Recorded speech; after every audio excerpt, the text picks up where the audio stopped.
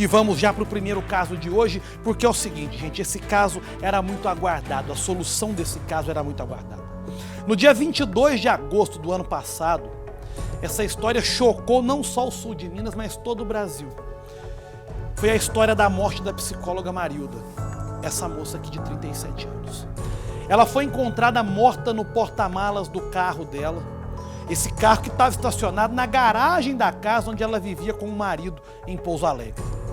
Foi o próprio marido quem encontrou a Marilda morta. Ela tinha as mãos e pés amarrados e por isso logo foi cogitada a possibilidade de um homicídio. Quem teria cometido? Era um grande mistério. O tempo passou, as investigações avançaram e agora, 6 meses depois, essas investigações foram concluídas. E o inquérito policial diz que a Marilda não foi assassinada. Ela tirou a própria vida. Os motivos disso nós vamos saber agora na reportagem da Lúcia Ribeiro. Põe no Cidade. O que aconteceu com a psicóloga Marilda Matias Ferreira dos Santos, de 37 anos, encontrada morta e amarrada dentro do porta-malas do próprio carro? Essa pergunta levou quase 6 meses para ser respondida. Marilda foi encontrada morta na manhã do dia 22 de agosto do ano passado. O veículo estava estacionado na garagem da casa dela, em Pouso Alegre, no sul de Minas, onde ela morava com o marido, o médico veterinário Pedro Antônio de Oliveira Sobrinho, que na época tinha 62 anos. A investigação ouviu o marido, amigos próximos e parentes da psicóloga para tentar desvendar todo o mistério. Durante as investigações, a Polícia Civil apreendeu, aqui, na casa onde o casal morava, um diário escrito por Marilda. Nesse caderno haviam várias anotações pessoais escritas pela psicóloga. Numa dessas anotações, Marilda teria relatado que já estava decidida a terminar o casamento com Pedro e que essa decisão, inclusive, já havia sido comunicada ao marido. Foi justamente esse diário um dos pontos chaves para a conclusão de todo esse mistério.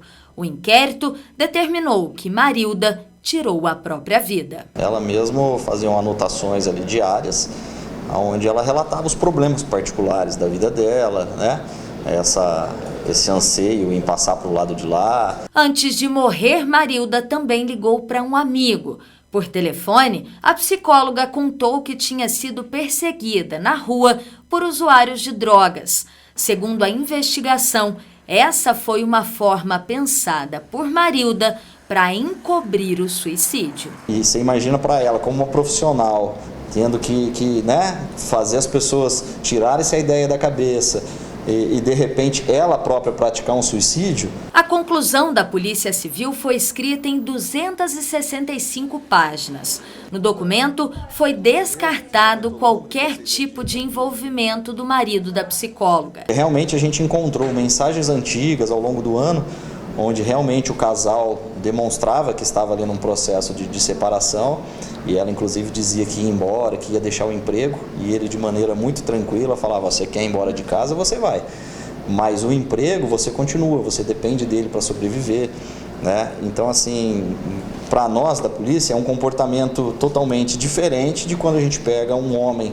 agressivo, violento. O marido também contou à polícia que Marilda fazia uso de medicamentos controlados, como antidepressivos e ansiolíticos, e remédio para dormir.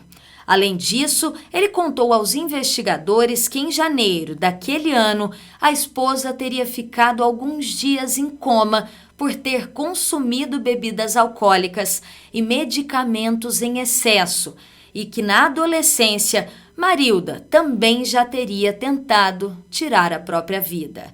Em depoimento, uma amiga disse à polícia que esses episódios do passado eram motivo de vergonha para a psicóloga, que se preocupava demais com a opinião dos outros. Ela tinha essa preocupação excessiva com imagem, com tudo, e também com a postura dela perante a sociedade, né? Na época também já havia sido descartada qualquer tipo de lesão ou sinal de violência no corpo da Marilda. Se ela tivesse sido amarrada à força, a gente encontraria ali um sulco que fosse, mesmo que leve, pouco pronunciado, alguma escoriação, alguma marca, alguma coisa. A análise de uma amostra do sangue comprovou que no dia da morte, a psicóloga ingeriu remédios para epilepsia de uso controlado e também consumiu uma grande quantidade de bebida alcoólica. Ainda de acordo com o médico legista, os comprimidos ingeridos pela Marilda no dia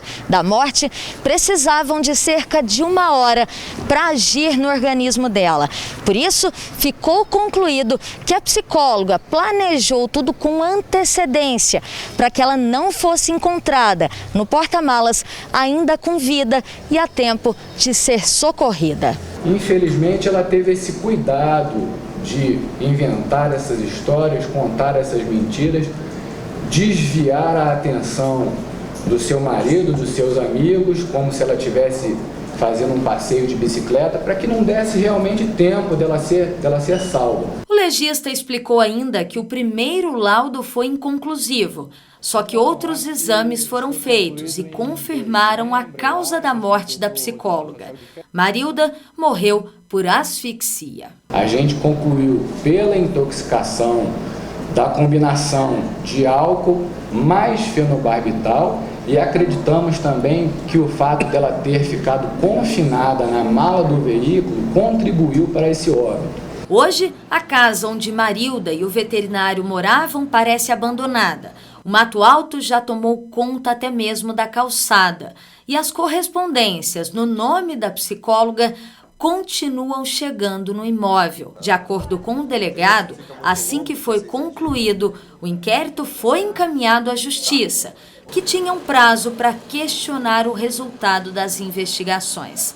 Como não houve nenhum questionamento, a polícia agora deu o caso por encerrado. Então, gente, eu acho que ficou muito bem explicado tudo o que aconteceu, né?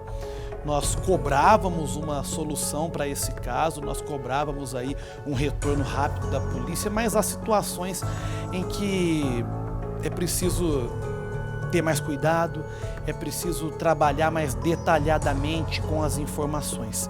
E foi o que aconteceu aí. A verdade é que, desde o ano passado, pouco tempo depois do crime, a polícia já trabalhava com essa hipótese. Os depoimentos foram muito contundentes, principalmente do marido.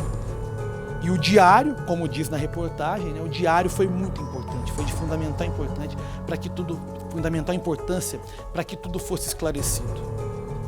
Então agora a gente deseja força aos familiares que cobravam essa resposta, né, porque a vida tem que seguir, infelizmente tem que seguir. Ela escolheu esse caminho, ela tentou fazer de todas as maneiras para que o marido não fosse incriminado e para que os pacientes atendidos por ela não sentissem o baque que seria saber que ela tirou a própria vida. Mas não teve jeito, a investigação precisa ser feita, a resposta precisa ser dada e está aí o resultado. Parabéns à equipe do Dr. Rodrigo Bartoli e a todos os investigadores envolvidos nesse caso.